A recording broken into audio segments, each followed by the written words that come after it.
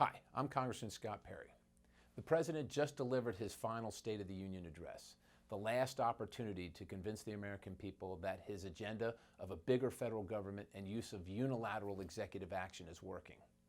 I remain unconvinced. One of my biggest frustrations since coming to Congress has been trying to reform a top-down system of governing in Washington where the American people and the members of Congress who represent them actually have very little to say in affecting policy outcomes. Legislative procedure often shuts members out of the amendment process because some special interest may disagree, or because they refuse to tackle pressing issues, or because of an unpleasant vote for a few members. What's the end result?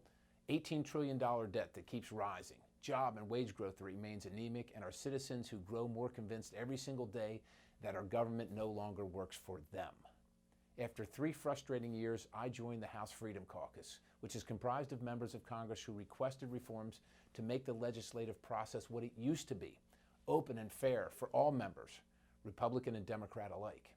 Although we're a long way from reaching that goal completely, we're certainly moving in the right direction.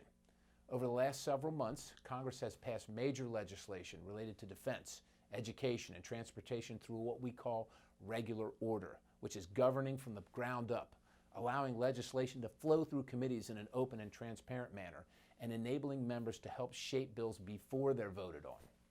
In 2016, the House is going to build on that by offering the country a clear choice with a bold, pro-growth agenda. We're going to be offering ideas, and one would expect the President to work with Congress, a co-equal branch, through the lawmaking process outlined in our Constitution. All too often over the past 7 years, he's ignored the notion of co-equal branches when it hasn't suited his political agenda. President Obama blames inaction, for instance, on Congress on gun control legislation as his reason for using executive fiat to achieve his goals. It's simply not true. The U.S. government already has 240 pages of gun regulations passed by Congress. Congress already has acted, even during his term. President Obama's failure to enforce existing laws, should really be the focus of attention here.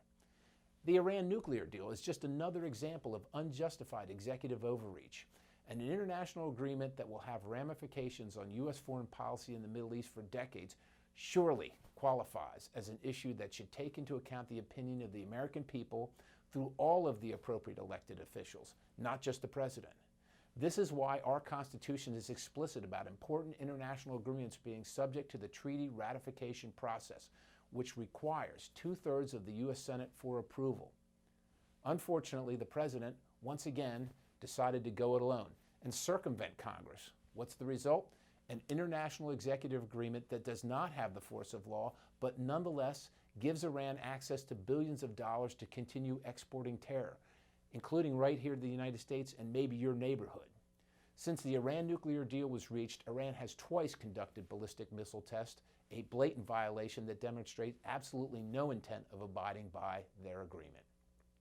The Iran nuclear deal and gun control are just 2 recent examples in a long list of executive overreach that includes immigration and resettlement of Syrian refugees. This comes down to a very simple concept we all learned at a very young age.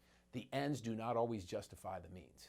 The President has policy priorities he wants enacted. I get it. Congress has policy priorities it wants. The Constitution doesn't allow either of us to work unilaterally. Frankly, I'd love to work around the President to reduce our crushing debt and encourage job creation and economic growth. But the constitutional lawmaking process mandates that we find common ground. I welcome the President to join that process.